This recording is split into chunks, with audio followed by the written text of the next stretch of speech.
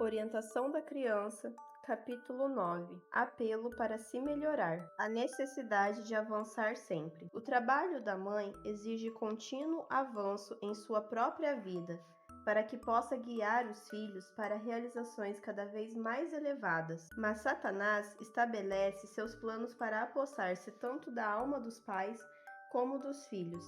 As mães são desviadas dos deveres do lar e da cuidadosa educação dos seus pequeninos para o serviço do eu e do mundo.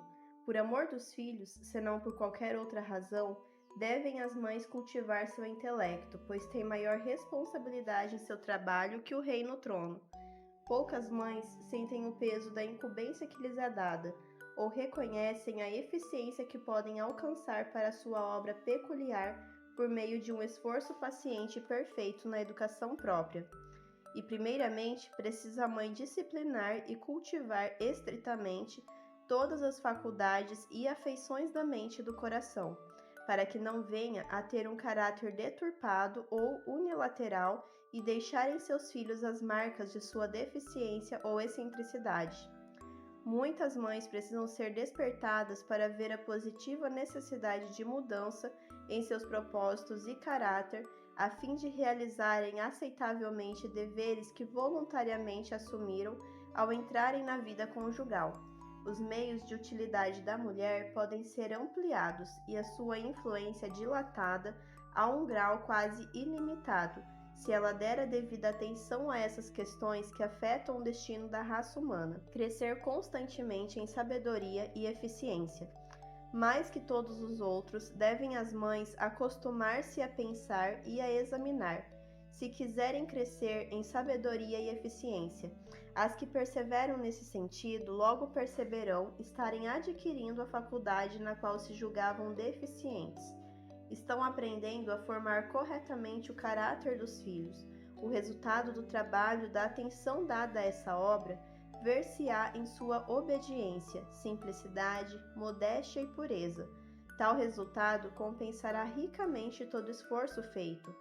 Deus deseja que as mães procurem melhorar constantemente, tanto a mente como o coração.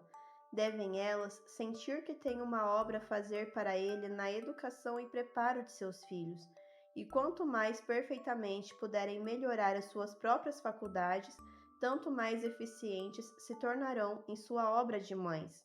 Os pais devem crescer intelectual e moralmente. É dever das mães cultivar a mente e guardar puro o coração.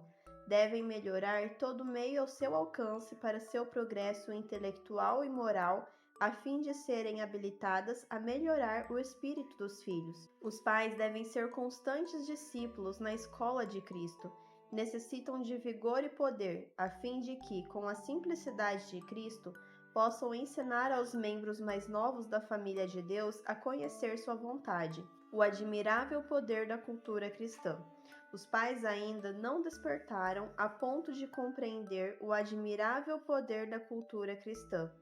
Há minas de verdade a serem trabalhadas que têm sido estranhamente negligenciadas.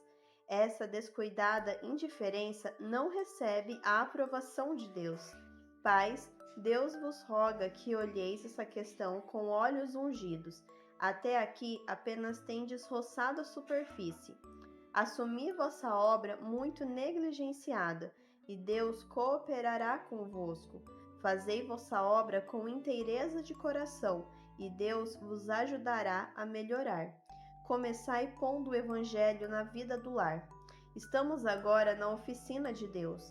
Muitos de nós somos pedras brutas da pedreira, mas ao incidir a verdade de Deus sobre nós, toda a imperfeição é removida e somos preparados para brilhar como pedras vivas no templo celestial, onde seremos colocados em associação, não somente com os santos anjos, mas com o próprio Rei dos céus. O alvo, perfeição.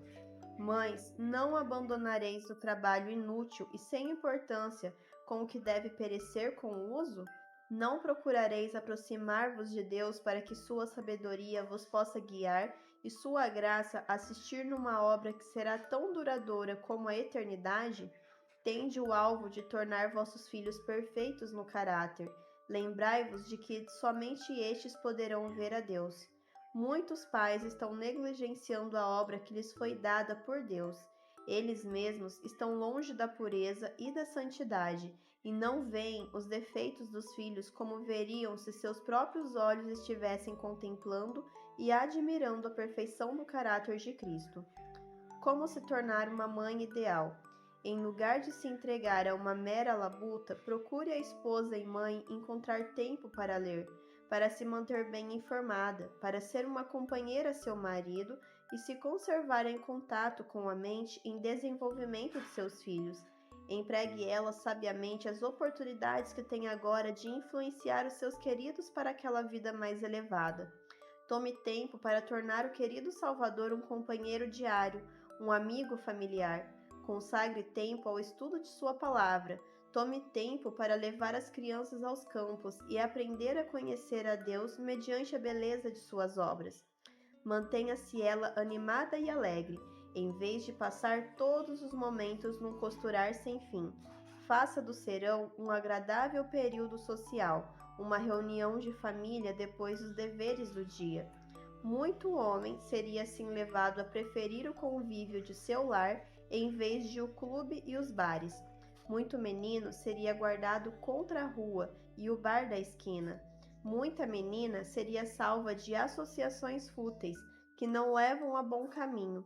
A influência do lar seria tanto para os pais como para os filhos, aquilo que era o desígnio de Deus que fosse uma bênção que se estendesse por toda a vida. Tornar a vida doméstica um êxito. Não deveis seguir as vossas próprias inclinações. Deveis ser muito cuidadosa em dar o devido exemplo em todas as coisas. Não sejais inativa.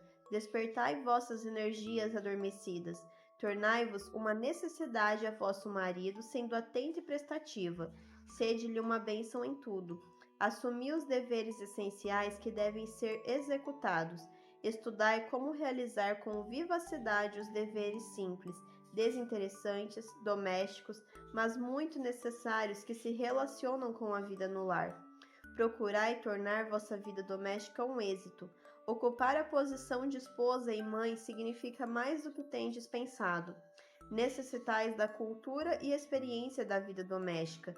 Necessitais da variedade do estímulo, do esforço sincero, do cultivo da força de vontade que essa vida oferece. Pais ocupados demais. No entanto, frequentemente, esses pais se ressentem dos conselhos sobre seus erros.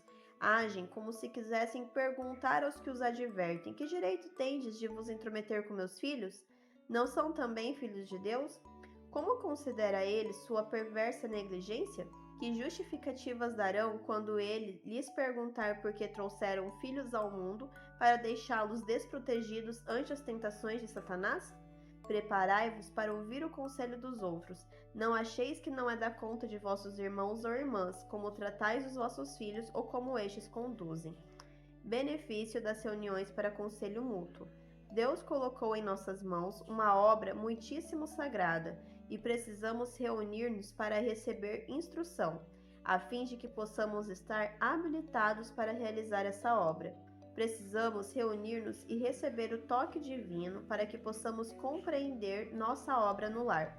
Os pais precisam compreender como poderão enviar os filhos e filhas do santuário do lar, ensinados e educados de tal maneira que estejam preparados para brilhar como luzes no mundo.